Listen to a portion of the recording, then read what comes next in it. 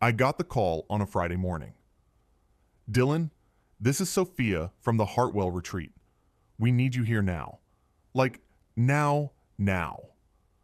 I was parked outside a bungalow on Milpas, eating a gas station breakfast burrito and looking at a cabinet hinge I'd pulled off a job the day before. I asked what happened. The main staircase railing is loose. Guests arrive in 2 hours. Also, the library door is stuck, and we need that room for the donor dinner setup. Is anyone leaning on the rail? No. Good. Don't let anyone touch it. I'm 20 minutes out. The place sat above the ocean, tucked behind iron gates and old stone walls. One of those Spanish-style estates with red tile roofs, arched windows, and bougainvillea crawling over everything like it had been arranged by someone expensive. I had worked on homes like that before. You came in through the service drive, parked near the laundry vans, fixed what rich people didn't want to notice, then left before the wine glasses came out. When I pulled up, the estate looked calm from the outside. Inside, it was a mess. Staff were moving flower arrangements through the entry hall. 2 guys in black shirts were carrying folded tables. Someone had a headset on and kept saying, "No, not there, the East Terrace," like saying it louder would make people smarter. A woman in white linen was standing near the staircase with a tablet pressed to her chest, looking like she hadn't blinked in 10 minutes. The railing was on the main staircase, dark walnut, probably original or close to it. Nice work. Old work. The kind that looked simple until you knew how much skill it took to make it feel simple. I set my bag down and gave the railing a light push. It shifted. "Don't touch that," the woman with the tablet said. "I'm checking it. It's already broken." "It's not broken. It's loose. Big difference." She opened her mouth, then closed it. 3 staff members crowded behind me. One of them started explaining that guests would be walking down those stairs for the welcome reception. Another said the photographer needed the staircase clear. The headset guy asked if I could make it look perfect in under an hour. I looked back at them. I can make it safe. I can make it presentable. Perfect takes longer than you have. That shut them up for about 4 seconds. Then, a new voice said, "Everyone, give him room." I looked over. Evelyn Hartwell stood near the bottom of the stairs, wearing a cream blouse and dark slacks, her hair pulled back. No panic on her face, even though the whole room was full of it. I knew who she was because her name was on the checks. She owned the retreat, the hotel, the whole polished operation. I'd seen photos of her in local magazines, standing beside donors and chefs and people who had last names on buildings. In person, she looked less glossy and more tired. Not messy, not shaken, just tired in a way expensive clothes couldn't hide. "You're Dylan?" she asked. "That's me. What do you need?" "For everyone to stop using this staircase. 2 sawhorses or chairs to block it. A vacuum. Someone who knows where the basement or maintenance room is. And nobody asking me if I'm done every 5 minutes."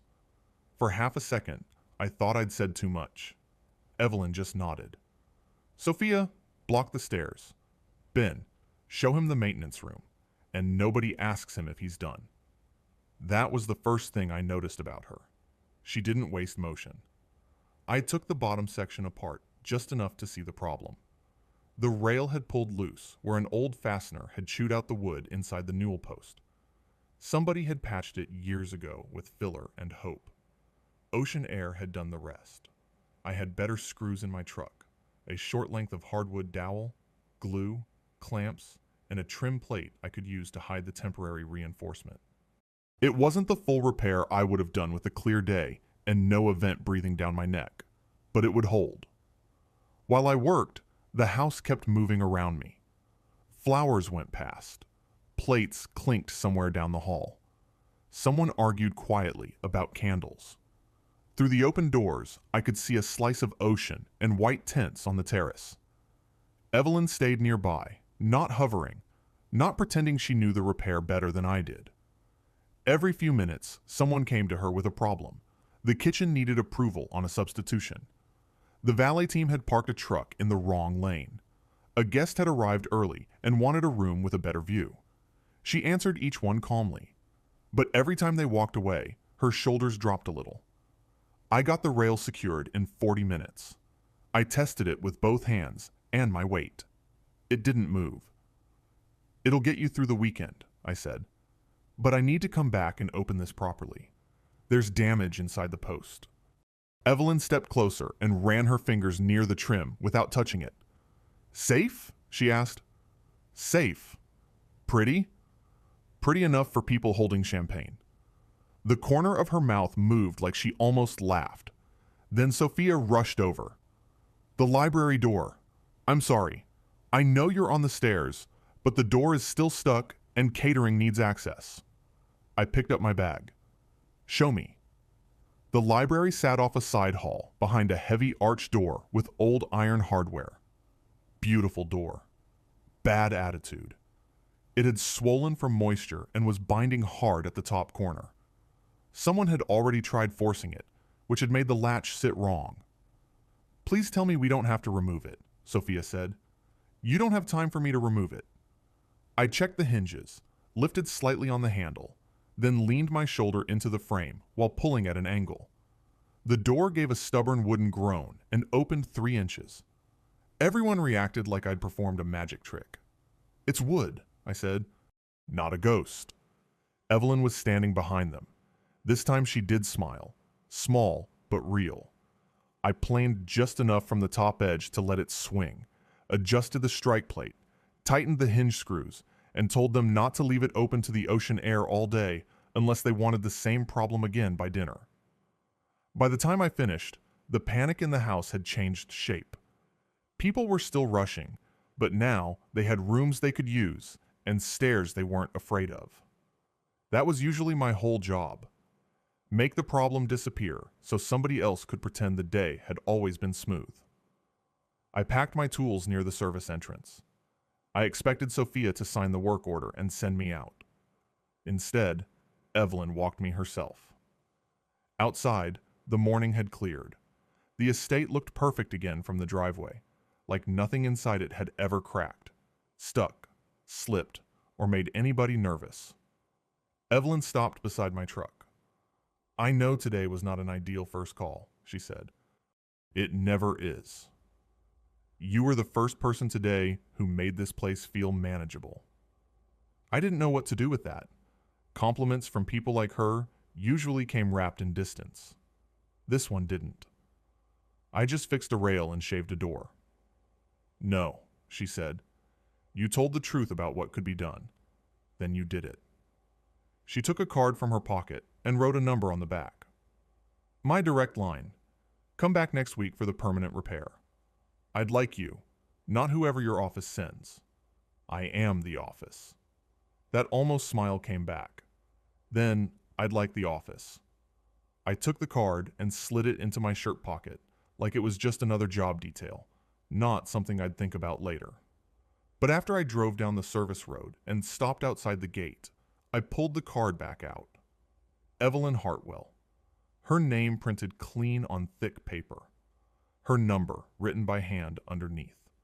I sat there in my truck, with sawdust on my jeans and old glue on my thumb, staring at it longer than I should have. Then I told myself it was just a job. I even said it out loud. But I didn't believe myself. I went back the next Tuesday with a longer tool bag, a better plan, and a firm reminder to myself that Evelyn Hartwell's direct number did not mean anything personal.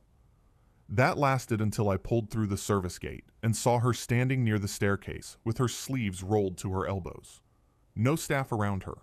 No tablet. No headset person hovering nearby. Just Evelyn, looking up at the railing like it had offended her. "You came prepared," she said when I walked in. "I came because your staircase is held together by old filler and good manners." She looked at me, then at the railing. "That sounds worse than what you said Friday." "Friday you had guests arriving and 20 people breathing down my neck." I kept it friendly.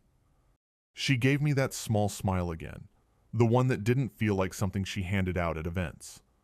I opened the post properly this time. The damage was worse than I'd thought, but not beyond saving. That was the thing about old houses. People saw cracks and thought something was ruined. Most of the time, it just needed someone patient enough to figure out what had shifted, what had dried out, and what somebody had tried to hide years before. Evelyn stayed for the first 15 minutes, asking real questions. Not rich person questions like, can you make it disappear? But practical ones. How long should a repair like that last? If it's done right, longer than both of us. What made it fail? Bad patch, moisture, people grabbing the rail while carrying luggage, probably a few glasses of wine over the years. She leaned against the wall and watched me fit a new hardwood insert inside the post. You like old things, she said. I like things that can still work. That's different? Very. She nodded like she was storing that somewhere. After that job, I figured I'd be done with the estate for a while. I was wrong. 2 days later, she called about warped shutters on the ocean side of the breakfast room. Then, an old garden bench near the lavender beds had a split support. Then, cabinet doors in the staff prep area were hanging crooked because someone had overloaded them with serving trays. Then, a service stair behind the kitchen had a tread that complained every time a person stepped on it. Each call had a reason. Each reason was real enough.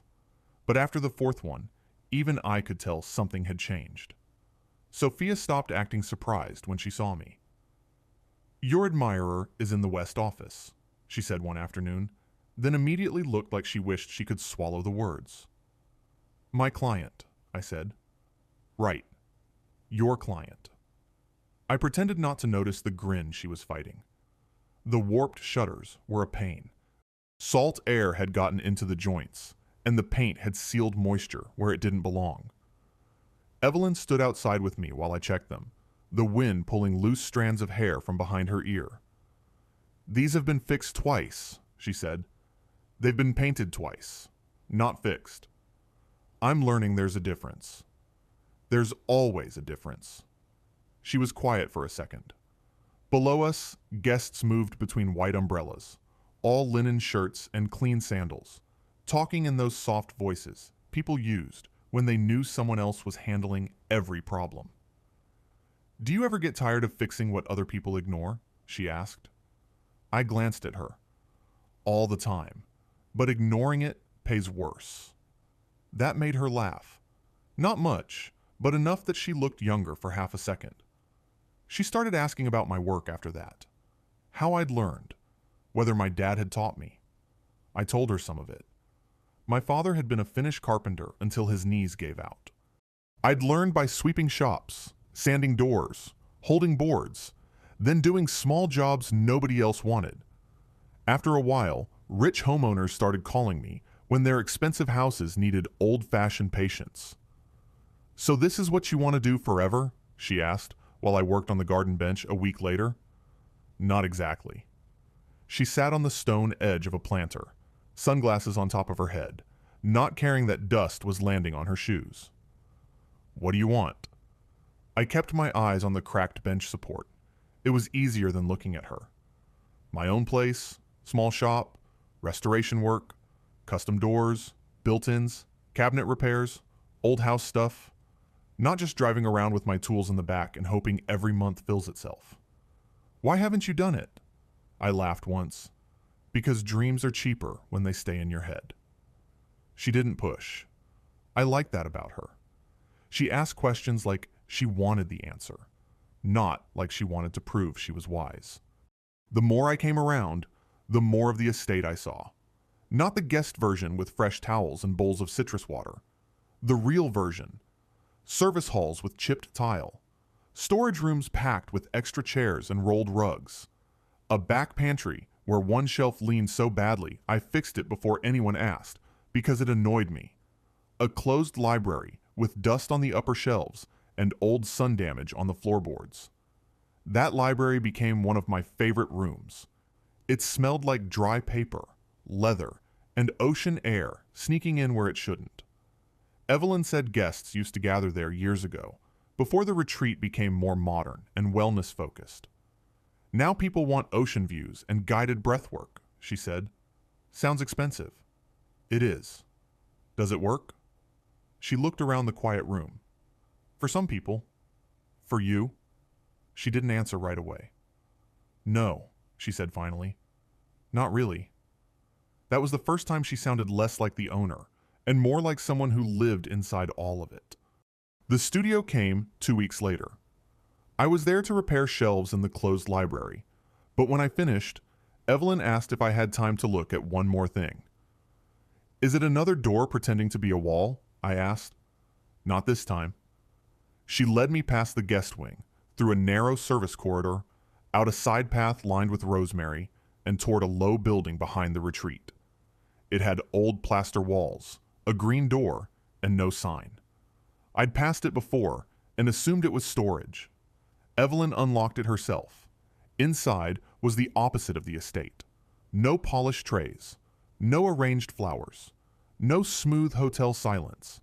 There were clay bowls on rough shelves, aprons hanging from hooks, buckets under the sink, a work table scarred with cuts and stains, and a kiln in the corner with a vent pipe running up through the wall. The air smelled like damp earth, dust, and coffee that had been forgotten hours ago.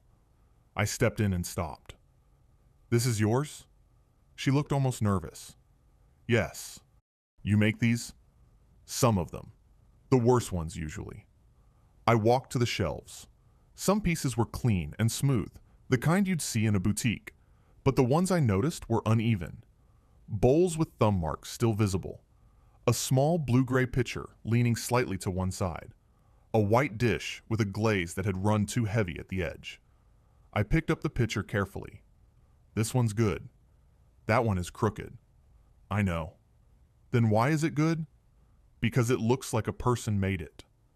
Evelyn didn't say anything. I set it back down, suddenly aware that I might have stepped into something private without knowing where the floor was. Sorry, I said. I just mean the perfect ones look expensive. That one feels honest. She turned away toward the work table, but not before I saw her face change. Most people prefer the perfect ones. Most people are afraid to admit they like anything rough. She rested one hand on the table. I wanted to be an artist once, she said. Before this place became all of this. I looked around the studio again. Looks like you still are. She shook her head, but softer than before. I own a wellness retreat. I attend donor lunches. I approve landscaping budgets. This is just where I come when I don't want anyone asking me to be impressive. That sentence stayed in the room longer than it should have. I cleared my throat and pointed at the work table. You said something needed fixing. The old table rocked badly at one corner, and the kiln vent had a loose bracket that rattled when the fan kicked on. Neither job was big, but both took time because the space was cramped, and the old plaster didn't want to hold anchors. Evelyn stayed and helped. Not in the fake way some clients did, where they handed you the wrong tool and expected praise. She held the flashlight, swept clay dust away, found screws in an old coffee tin, and didn't complain when her hands got dirty. By the time I tightened the last bracket, the light outside had gone soft. The retreat noise felt far away. I wiped my hands on a rag. Vent should behave now. Table won't dance unless you do. She was sitting on a stool, hair loose now, clay on one wrist, looking nothing like the woman from the front staircase. Do you have somewhere to be? She asked.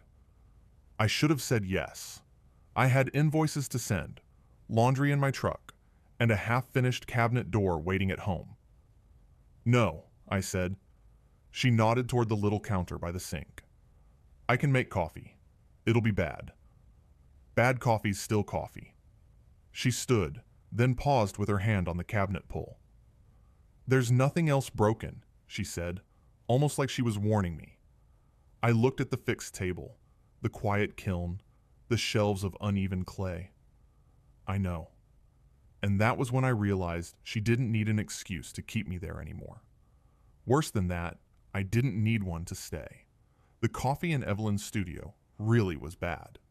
She warned me before she poured it, and I still wasn't ready. It tasted like it had been made in a machine that had given up on life sometime around 2009. I took one sip, swallowed it, and looked at the cup. You weren't being modest. She laughed into her own mug. I told you. You said bad. This is a legal matter. Then don't drink it.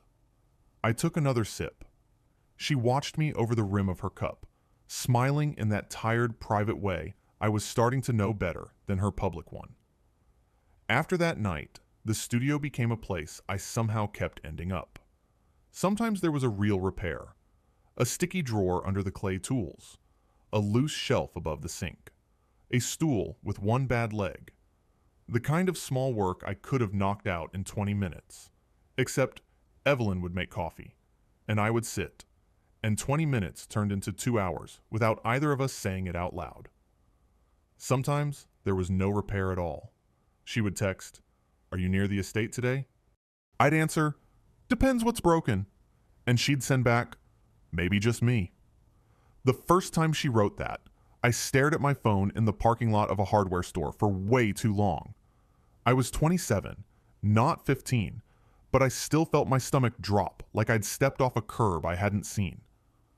The old caretaker cottage sat just past the studio, half hidden by pepper trees. It had white walls, dark beams, and windows that looked toward the lower road instead of the guest terraces. Nobody used it much except for storing extra cushions and event boxes. One evening, while I was adjusting a cabinet hinge in the studio, Evelyn asked me to help carry a crate over there. Inside, the cottage was dusty but solid, smaller than anything on the estate, but somehow more comfortable. A plain table, a faded sofa, a fireplace that hadn't been used in years. I liked it right away because it didn't seem designed to impress anybody. "This used to be where the caretaker lived," she said, looking around. "Before my time. Best room on the property." She glanced at me. "You say that about all the rooms guests don't see. Because they're better. They're not polished. That's the point." She smiled, but there was something quiet underneath it. She was always listening when I said things like that. Not just hearing, listening. We spent more evenings between the studio and the cottage after that. She worked clay while I sketched cabinet ideas on scrap paper. I showed her a drawing for a built-in wall unit I wanted to make someday for a real showroom, not somebody's hidden guest house. She told me about the first time she sold a clay bowl at a student fair when she was 19, before her family business pulled her in, before the retreat became her whole life with better lighting. "You talk about your shop like it's already real," she said one night. "It is when I'm drawing it." "What happens when you stop drawing?" "I load my tools back into my truck and fix somebody's swollen door." She looked at me for a while, then went back to smoothing the rim of a bowl.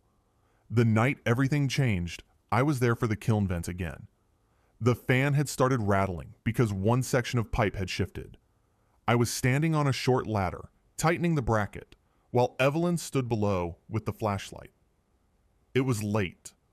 The retreat had gone quiet, except for distant voices near the terrace. She had clay on both hands, a streak of pale gray across her wrist, and her hair was loose around her shoulders. No blouse tucked perfectly. No smile meant for donors. No polished version of anything. "Try it," I said. She hit the switch. The fan hummed steady. "There," I said. "No rattle." She didn't answer. I looked down and found her watching me. "What?" I'm trying to remember the last time somebody fixed something for me without making me feel like I owed them a performance. I climbed down from the ladder and wiped my hands. "You're allowed to just say, 'Thank you. Thank you.'" "You're welcome." Neither of us moved. That was the problem with quiet rooms. They didn't give you anywhere to hide. The kiln ticked softly as it cooled. Outside, a branch brushed the wall in the wind. Evelyn stood close enough that I could see a tiny chip in the glaze dried on her thumb. I should have stepped back. I knew that. She was my client. She was older, wealthy, important in ways I didn't even understand. I was the guy with sawdust in his truck and a rent payment due every month.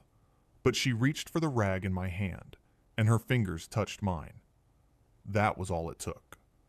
I kissed her before I could talk myself out of it. For 1 second she froze, and my whole body went cold.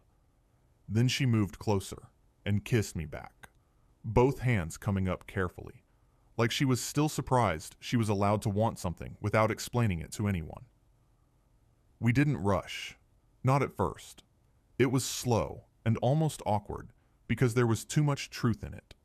Then she laughed softly against my mouth, and I did too, and everything got easier after that. Later, when the studio lights were low and the coffee had gone cold on the table, she leaned her forehead against my chest and said, "This is probably unwise." "Probably? Are you going to pretend you regret it?" "No." "Good. I don't have the energy for that." After that, we stopped pretending the repairs were the reason. I stayed late more often. Sometimes I left through the service path when the house was asleep. Sometimes we sat in the caretaker cottage with takeout from a place in town, eating noodles from cardboard boxes while she complained about event menus that cost more than my weekly grocery bill. Sometimes she worked clay while I made rough plans for a shop I still didn't know how to afford. It felt real in those rooms. That was what made the rest of the estate harder. Out front, Evelyn was still Evelyn Hartwell. People came to her with clipboards and problems and soft voices. Donors wanted her time. Guests wanted her attention. Staff wanted answers. Everybody wanted something, even when they were polite about it. And I was still Dylan, the repair guy. One afternoon, I was leaving the closed library with a toolbox in one hand when a retreat coordinator I barely knew looked at me and said, "You're here again? You really are Evelyn's favorite contractor." She meant it lightly. I knew that. It still landed wrong. A few days later, I was standing beside Evelyn near the garden path while she showed me where she wanted an old bench moved. A guest in tennis whites walked up, looked right past me, and said, "Oh, good. Can he take a look at the pool gate too?" Evelyn corrected her, calmly. "Dylan is not here for that today." The woman smiled like she hadn't said anything strange. "Of course, whenever he's available." I told myself it didn't matter, but after that, I started noticing every difference. The way staff changed tone when Evelyn entered a room. The way guests assumed I knew where to carry things. The way my boots sounded too heavy on the clean tile. The way her hand would find mine in the studio. But out near the terrace, I kept mine in my pockets. Evelyn noticed because, of course, she did.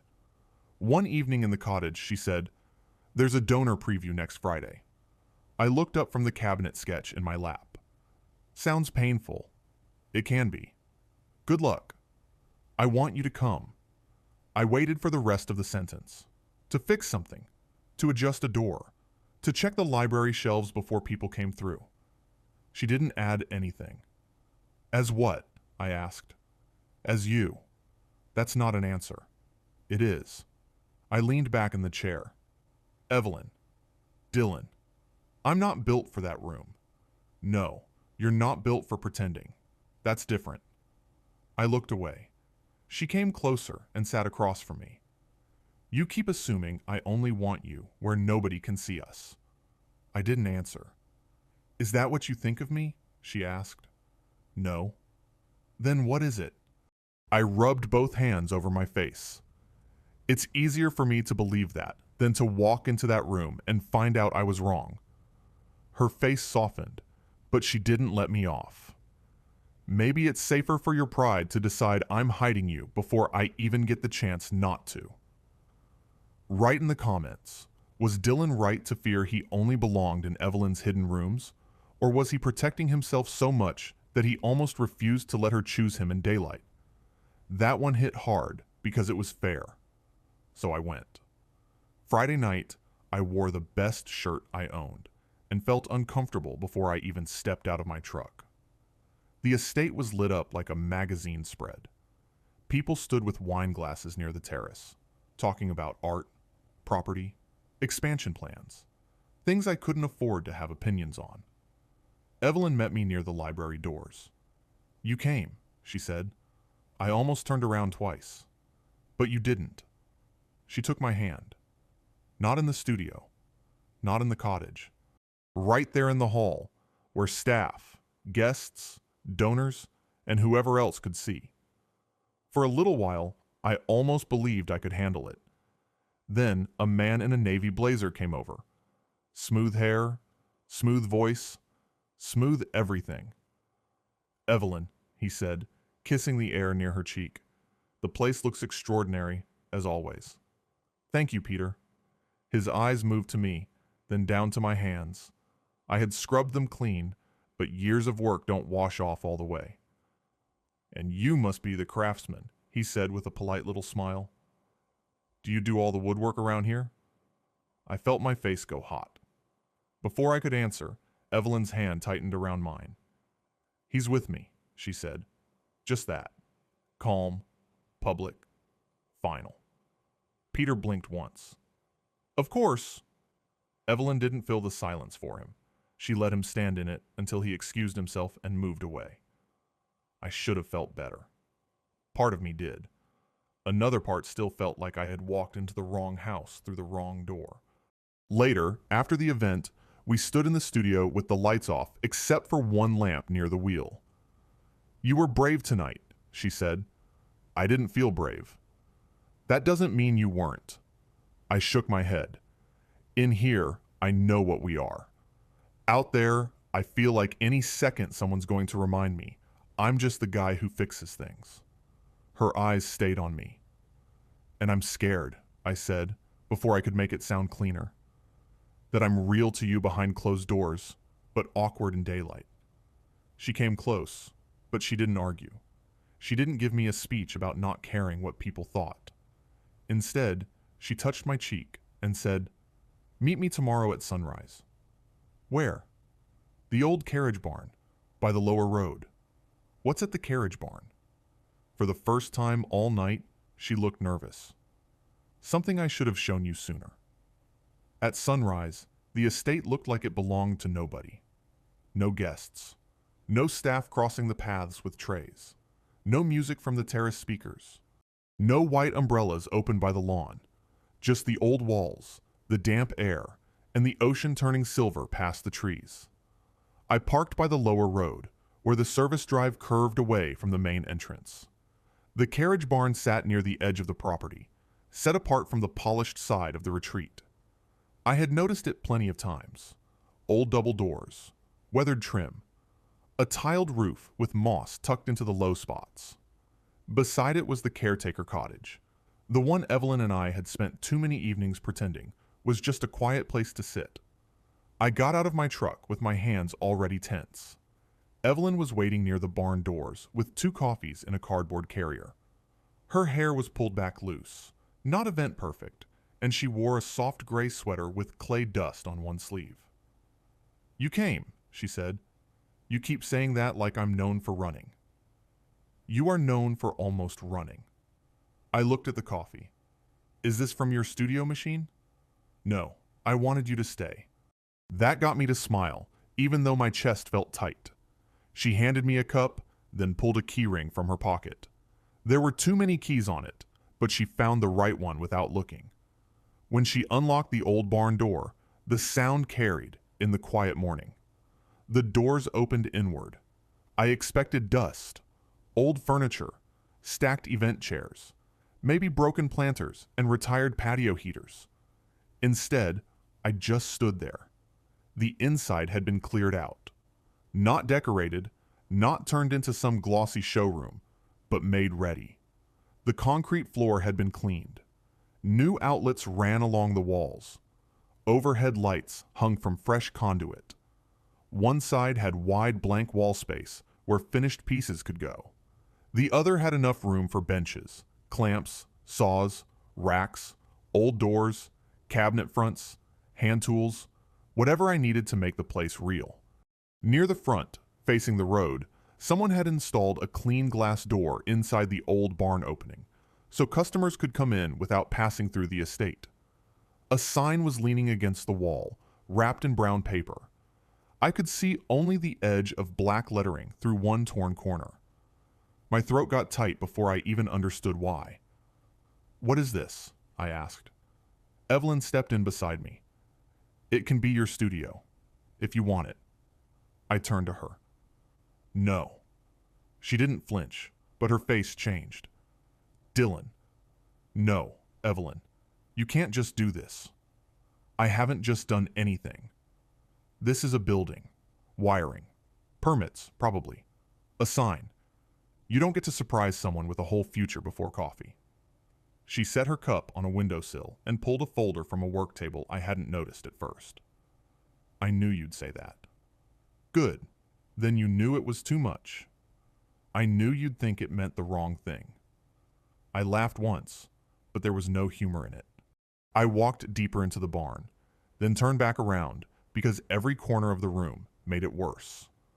Worse because it was exactly what I wanted. Worse because she had seen it too clearly. I told you I didn't want to be kept, I said. I heard you. Did you? Yes. She opened the folder and held it out, not pushing it into my hands, just offering it. I looked at the papers before I took them. Lease agreement, business use permit application, my name, my full name, Dylan Caldwell Restoration. I read that part twice. The rent number made me look up. That's not market. No, it's fair for a starting business and legal for the space. Evelyn, there's a renewal option. 5 years, then another 5. You have first refusal if I ever sell this portion of the property, and there's a buy-in structure if you decide you want that later. Your lawyer can tear it apart before you sign anything. My lawyer? I said. I can give you 3 names who don't work for me. I stared at her. She looked nervous now. Really nervous. Not like a woman used to commanding a room. More like someone who had made a clay piece and was waiting for me to tell her if it cracked. I'm not buying you, she said. I'm not putting you in a corner of my estate where I can visit when it's convenient. This faces the road. It has its own entrance, its own address pending approval, its own parking. Your clients don't come through my world. They come to yours. I looked toward the glass door, and beyond it, the lower road. That detail hit me harder than all the rest. Not hidden behind the retreat. Not tucked near her studio like a secret. Open to the road. I didn't ask for this, I said, quieter. No, she said. You talked about it when you thought I wasn't doing anything but listening. I looked down at the papers again. My hands had small cuts near the knuckles from a cabinet job the day before. There was still a line of stain near my thumb that wouldn't come out. I don't know how to accept something like this. You don't have to accept it today. You brought me here at sunrise, because I wanted you to see it before everyone else turns the world noisy. That was very Evelyn. Practical and soft at the same time. Like she didn't want to crowd the moment, but had still arranged the whole thing with permit forms and fresh wiring. I walked to the far wall. I could already see it, and I hated how fast my mind went there. Long bench under the window. Lumber rack on the left. Door samples along the back. A cabinet display near the front. Old hinges cleaned and labeled in drawers. A corner for hand tools only. Maybe a table where clients could sit and talk about what they wanted saved instead of replaced. It wasn't a fantasy in my head anymore. It was empty space waiting for me to stop being afraid of it. Evelyn came up beside me, not touching me. I love you, she said, plainly. No big speech, no perfect timing. Just words in an unfinished barn while the lights warmed up overhead. I looked at her. She swallowed and kept going. I don't want the version of us that only works after dark in the studio. I want the ordinary version too. Your workbench, my clay, bad coffee, arguments about paint colors, you leaving sawdust in places I complain about, me pretending I don't like the crooked shelves you like best. I want a life nobody can package for guests. I breathed out slowly. No one had ever handed me something that big without making me feel smaller for needing it. But this didn't feel like rescue. That was the part I finally understood. She wasn't offering me a cage with nicer walls. She was offering a door, and I still had to walk through it myself. I looked at the lease again, then at her. I'll have someone read it. You should. And I'm paying the rent. You'd better. and the sign only goes up after I approve it. That smile came back, shaky and real. The sign is terrible. I guessed on the font. Then that's our first argument. She laughed, and I stepped close enough to take her hand. I love you too, I said. Her fingers tightened around mine. She didn't perform joy. She just looked relieved, and that meant more. A few minutes later, I went back to the old barn doors and pushed them open all the way. They stuck halfway, because of course they did. I gave them a harder shove, made a note in my head to plane the lower edge, and they swung wide. Morning light spilled across the empty floor. Evelyn stood beside me with both coffees, clay still under one fingernail. I looked at the room, the road, the space where my benches would go, and for once I didn't feel like the guy who had entered through the service gate. This wasn't charity. This was mine to build.